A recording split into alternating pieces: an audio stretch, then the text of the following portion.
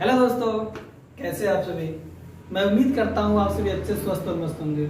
मैं जितेंद्र पटेल आप सभी का स्वागत करता हूँ अपने यूट्यूब चैनल बेसिक अध्ययन सेंटर में। जैसा हमने अपने पहले वीडियो में क्लास 9 बायोलॉजी का पहला chapter fundamental unit of life, जीवन के आधारभूत इकाई, इसका इंट्रोडक्शन सेशन लिया था।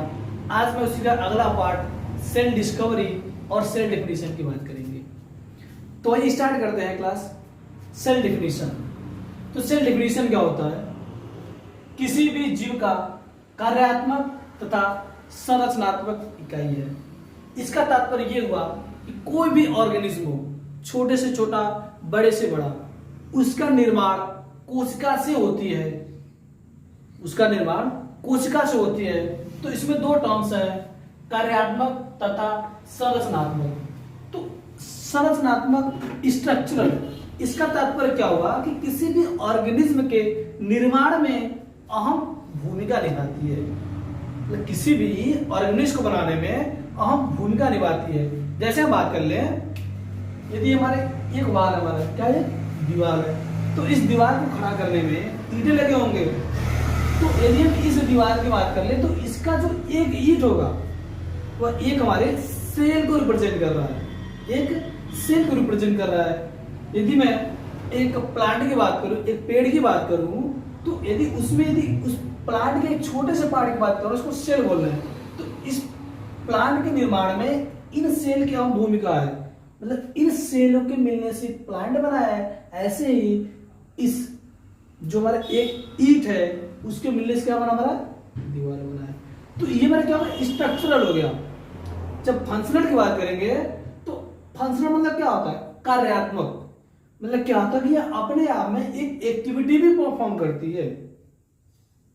यह जो सिंगल सेल हमारा है यह अपने आप में एक एक्टिविटी भी परफॉर्म करती है, एक क्रिया भी करती है।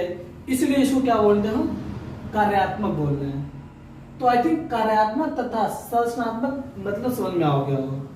तो हमारा क्वेश्चन क्या हो गया, किसी भी जीव का कार्यात्मक तथा संरचनात्मक इकाई होती है। ठीक है। अब देखिए, जो हमारा सेल शब्द है, जो हमारा सेल टर्म्स है, ये हमारा लैटिन भाषा से लिया गया है। इसका मतलब होता है कमरा। क्या होता है, कमरा। जो हमारा सेल है वो लैटिन शब्द है जिसका अर्थ होता है कमरा। तो जब हम सेल की डिस्कवरी की बात करेंगे तो जो सबसे पहले जो कोशिका खोज किया था वो किया था रॉबर्ट हुक ने। सर्वप्रथम जो कोशिका खोज किया था हमारा वैज्ञानिक था रॉबर्ट हुक, जिसने 1665 ईस्वी में किया था। ठीक है। तो देखिए, जो रॉबर्ट हुक ने जो कोशिका खोज की 1665 ईस्वी में, ये हमारा क्या था, ये डेड सेल था। क्या था, डेड सेल था, मृत कोशिका थी। तो इन्होंने जो मृत कोशिका खोज की, ये कैसे की, कब की, ये तो 1665 में पता ही है, लेकिन कैसे की समझिए। जो इन्होंने डेड सेल की खोज की थी, इन्होंने कार्क में देखा था। किसमें देखा था, कार्क में देखा था, माइक्रोस्कोप की सहायता से। तो अब कार्क होता क्या है, जैसे हमारा वृक्ष हो गया, ये हमारा पेड़ हो गया, तो इसके ऊपर देखेंगे एक थिक वाल होती है, एक मोटी क्या होती है, परत जमी होती है। उसी को बोला जाता है छाल बोला जाता है। इसको क्या बोलते हैं, छाल। इसको बार्क में भी बोलते हैं। तो इसी बार्क से ही हमारा कार्क प्राप्त होता है। तो सर्वप्रथम जो कोशिका खोज थी रॉबर्ट हुक ने किया था, 1665 ईस्वी में किया था। लेकिन जो रॉबर्ट हुक ने जो कोशिका खोज की थी हमारा क्या था, मृत था, डेड था। ठीक है, नॉन लिविंग था।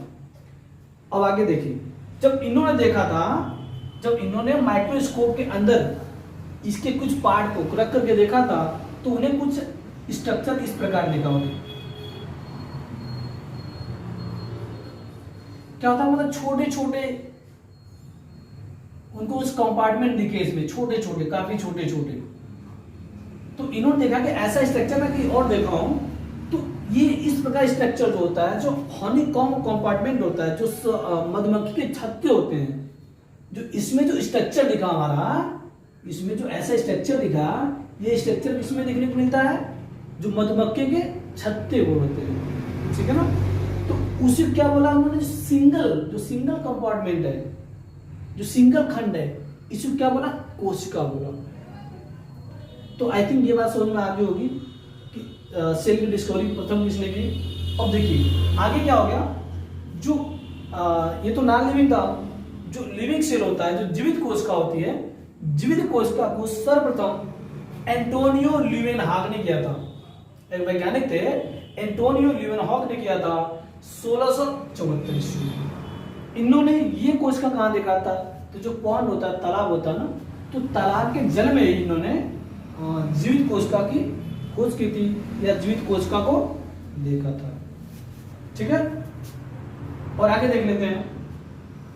अब देखिए नंबर ऑफ सेल, कोशिका के आधार पर जो हमारे ऑर्गेनिज्म होते हैं ना, वो दो प्रकार के होते हैं। एक तो होता है एक कोशिकीय जीव, जिसको यूनिसेलुलर ऑर्गेनिज्म बोला जाता है।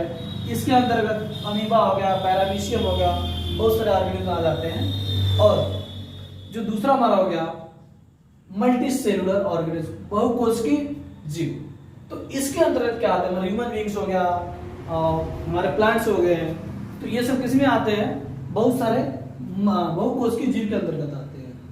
तो एक कोशिकीय जिस ऑर्गेनिज्म के निर्माण में सिर्फ और सिर्फ सिंगल सेल हुआ, उसे क्या बोलेंगे हम, एक कोशिकीय बोलेंगे। और बहुकोशिकीय से बोलेंगे जिस ऑर्गेनिज्म के निर्माण में बहुत सारे कोशिकाओं ने भाग लिया, उसको बहुकोशिकीय जीव बोलेंगे। तो ये बात समझ में आ गया होगा। अब आगे देखते हैं हमारा न्यूक्लियस, केंद्रक। जो केंद्रक खोज है, ये रॉबर्ट ब्राउन नामक वैज्ञानिक थे, इन्होंने 1831 ईस्वी में किया था। कब किया था, 1831 ईस्वी में। तो केंद्रक खोज रॉबर्ट ब्राउन ने 1831 ईस्वी में। फिर आता साइटोप्लाज्म, जीव द्रव। देखिए ये साइटोप्लाज्म, केंद्रक, ये सब क्या है, ये सब सेल के भाग हैं, ये सब सेल के भाग हैं। तो हमारा जो जीव द्रव साइटोप्लाज्म होता है, ये हमारे एक वैज्ञानिक पुरकेंजे थे, जिन्होंने 1839 ईस्वी में किया था। कब किया था, 1839 ईस्वी में। और हमारा सेल थ्योरी, कोशिका सिद्धांत, दो वैज्ञानिक स्लीडन एंड टीस्वार ने दिया था। स्लीडन ने जो सेल थ्योरी था 1838 ईस्वी में, तथा टीस्वार ने 1839 ईस्वी में दिया था। जब आगे जब इलेक्ट्रॉन माइक्रोस्कोप, इलेक्ट्रॉन सूक्ष्मदर्शी का आविष्कार हुआ, तो उसके बाद क्या हुआ कि जो कोशिका थ्योरी है, जो कोशिका सिद्धांत है, ये और आगे बढ़ाया गया। अब देखिए जो सभी कोशिका पूर्ववर्ती कोशिकाओं से बनी होती है, ये वैज्ञानिक विर्चो थे, इन्होंने बताया था। इसका तात्पर्य ये हुआ कि जो हमारी नई सेल है, जो हमारी नई सेल है, जो प्री एग्जिस्टिंग सेल, जो पहले से उपस्थित कोशिका है, उसी से ही नई सेल का निर्माण होता है। तो जो सभी कोशिका पूर्ववर्ती कोशिकाओं से बनी होती है, ये वैज्ञानिक विर्चो ने दिया था। तो हमने बता दिया ये पूर्ववर्ती कोशिका मतलब क्या होता है, जो पहले से कोशिका मौजूद है, उसी से ही अगली कोशिका का जन्म हुआ है या फिर अगली कोशिका बनी है, इसको वैज्ञानिक विर्चो ने दिया था। ठीक है, तो आई थिंक कंसेप्ट क्लियर हो गया होगा। तो आज के लिए बस इतना ही, अपना ख्याल रखिएगा, धन्यवाद।